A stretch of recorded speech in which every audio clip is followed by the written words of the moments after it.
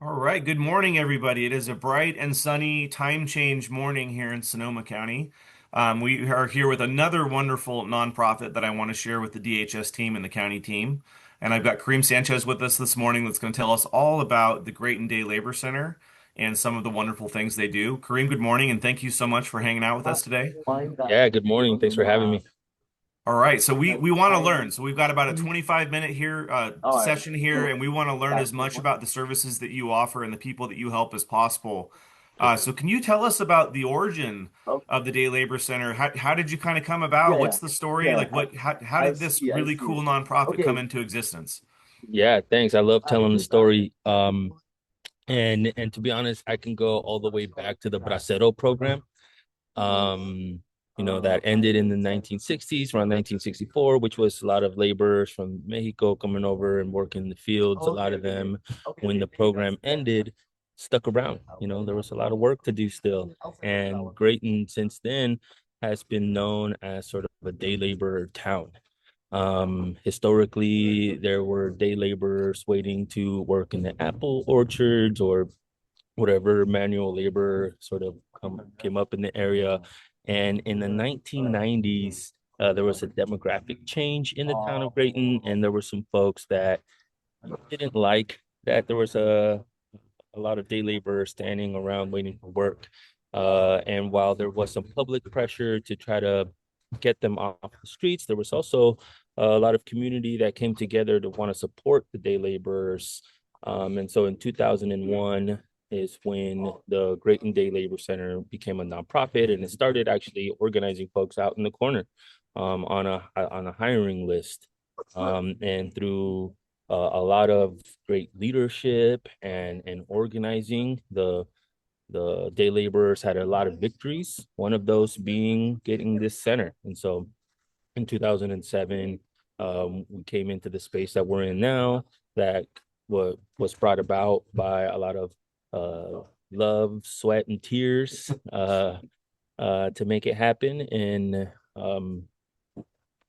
yeah, almost 20 years later, the center is still standing, and we are a place where day laborers can come and wait in a more safe place Right. than being out on the street corner. Right. So it's such a wonderful center, and I've been out there a couple times now. It feels like this little community hub that has so many things going on, and it's so exciting. So, what kind of services do you provide for both workers as well as the folks that are hiring folks? How does the whole thing work? What's the Yeah, secret sauce? yeah. The primary program is our work, right? The works program. We have a jobs list. We have two actually. We have one for day laborers, that's sort of general labor, and one for house cleaners, actually, there's only women that go out and clean homes.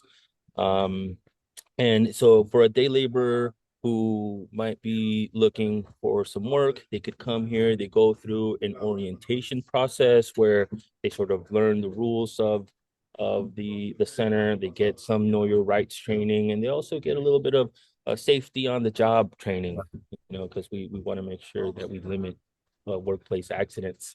Right. And for an employer who's looking to hire a laborer or a house cleaner, and they might not know how to go about doing that, or they might feel uncomfortable doing that at a street corner where, sometimes it could be a little uncomfortable just going and picking somebody up there.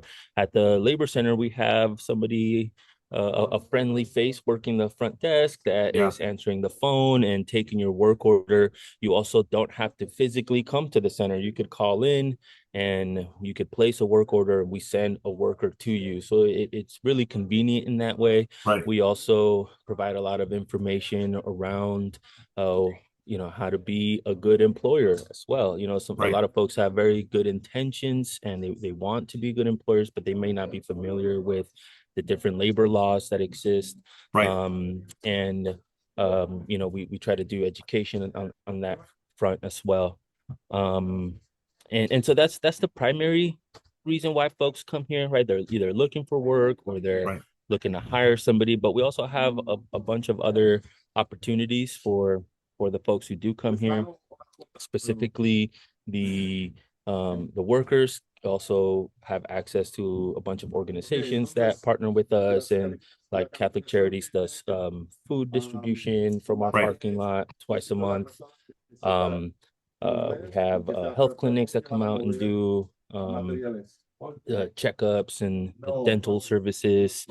We also provide English classes twice a week because we know that some of the biggest needs is being able to communicate what you want done at your Totally. house or your job site, Totally. and a worker to understand what you want Yep. at your Absolutely. work site. So that's one of our our biggest efforts is trying to get them trained up with the skills necessary to be successful. And I would also say, if there's an employer who maybe they want to do more than just help people out by hiring them.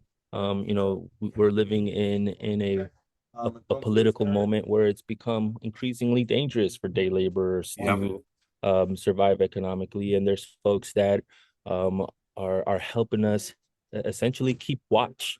We are part of the National Day Labor Organizing Network, or Fantastic. NDLON, and they've put out a call to the community at large to adopt a corner. And essentially, what that means is we want the general public to be in relationship with the laborers, with the workers, and help us essentially, keep watch from agencies that might want to pick them up, and deport them. And so if folks are interested in getting involved more than just hiring a day laborer, maybe you are watching the news and saying, hey, what can I do to support the local efforts here? You can find us online on Adopt a Corner, and type in your area code, and it'll pop up the closest corner to you that is doing this work, and you can sign up there. I love it. I love it. And you've hit on two really important points for me personally that I want to kind of pull that thread a little bit. As amateur handyman of sorts, I like to do lots of home improvement projects, but I'm getting in my late 40s now, and it's a little harder than it used to be. And so, many a time I've been to a hardware store or by an industrial business, and I've seen like day laborers, right? And there was always sort of a stigma, right? Or like I felt like I was maybe exploiting them. It wasn't like I felt like I was doing something wrong, but I didn't want to exploit someone, or I didn't want to be a predatory employer. I didn't want to, yeah, I just felt guilty about it, right, in some weird way. And then simultaneously, as I'm watching sort of the current federal administration sort of do what they're doing, many of us do not agree with the approach that's being taken and want to do something. You see people on street corners with signs, and people want to help, and we're hearing things at board meetings. And I think, this light bulb kind of clicked in my head. Not only does the Day Labor Center help kind of coordinate the process and kind of make it feel comfortable for the worker and the employer, but you guys, you have a wage structure. You're paying a fair wage. You're making sure workers are safe. You're making sure it's dignified work. Can you talk to us a little bit about that, and a little bit about, should folks using the Yeah, Labor Center feel stigma? Should we feel guilty? Should we sure. feel good, bad? Like how? Yeah. Tell us about that a little bit. Yeah, thank you for naming that, because I think it's something that it's often unsaid. People just kind of feel it, and but don't often name it. And I think what the distinction that's important about the Graton Day Labor Center and other places where you may not uh feel at ease is that we're a worker center first, right? Where other places might be a hiring hall.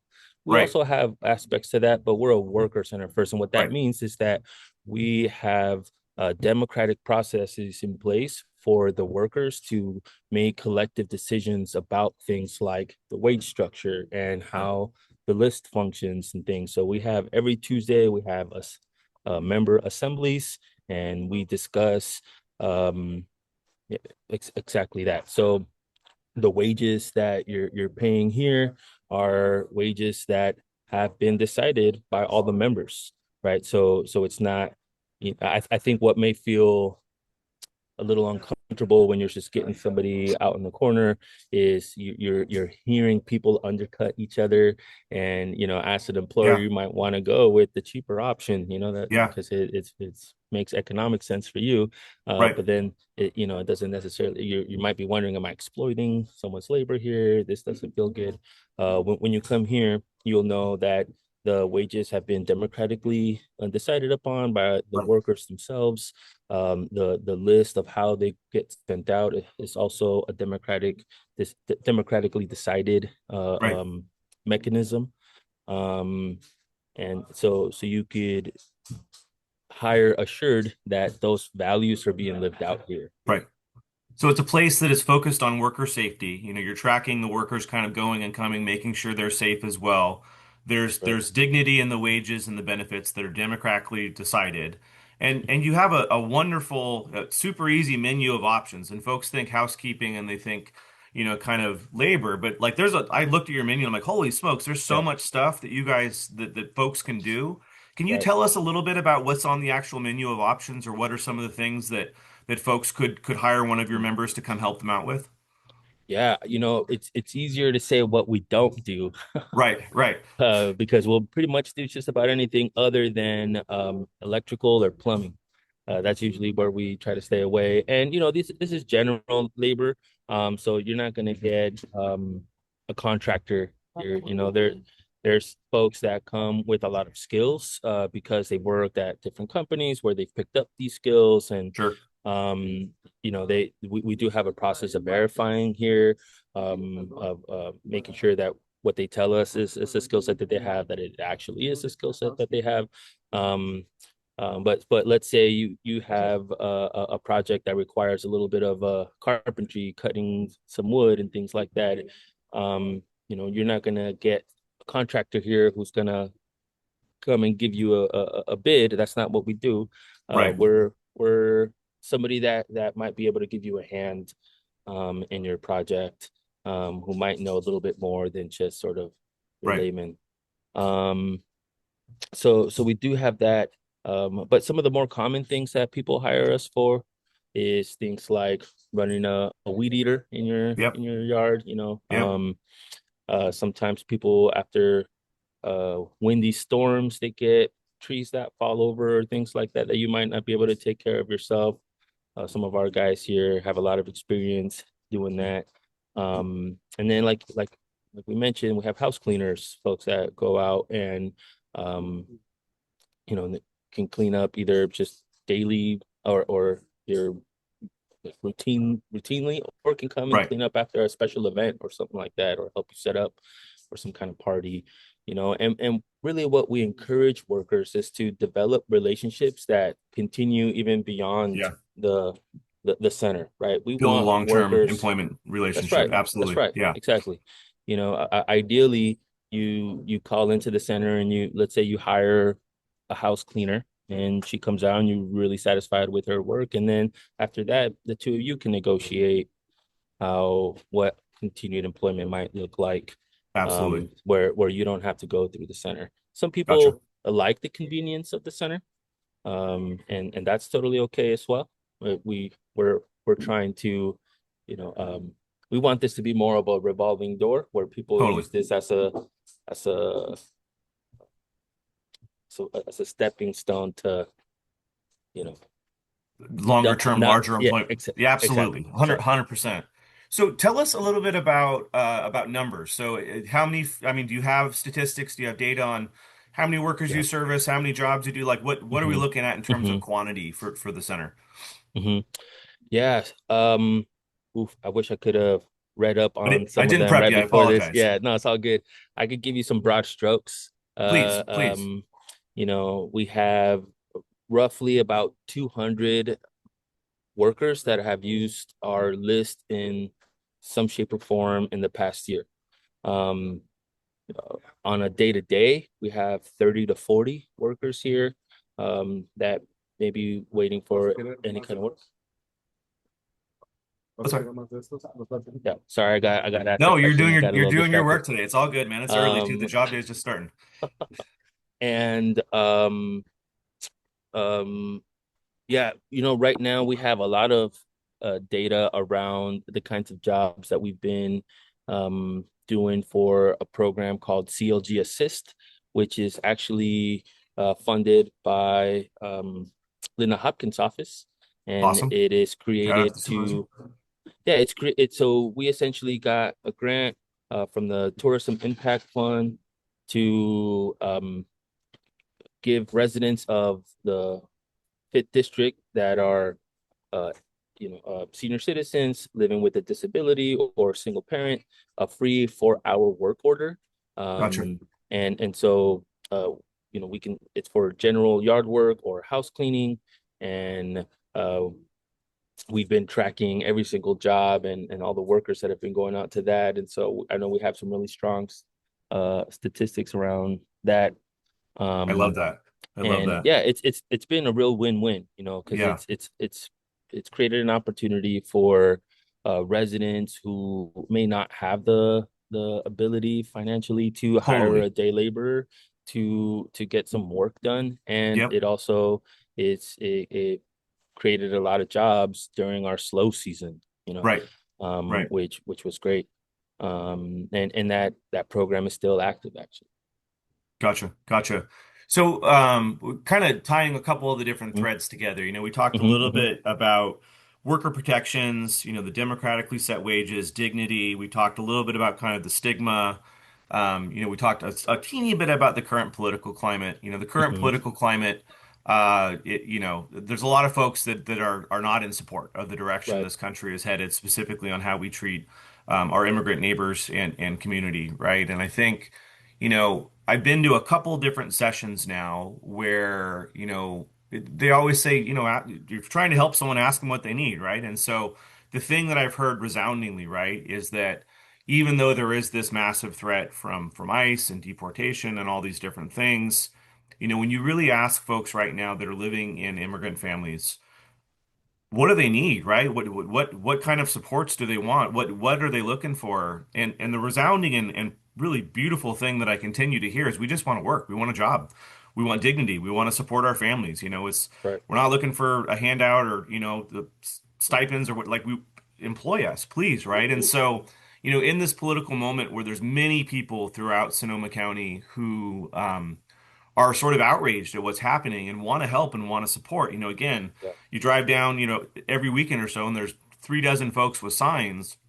I was driving by the other day by Kaiser, and there was a big protest out there, and it got me thinking, like, how can the average Sonoma County resident really make an impact right now to help our immigrant community? And give them a job, right? Like, if you want to help an Yeah. immigrant or an immigrant family, employ them and give them Mhm. the means to support their family to some degree.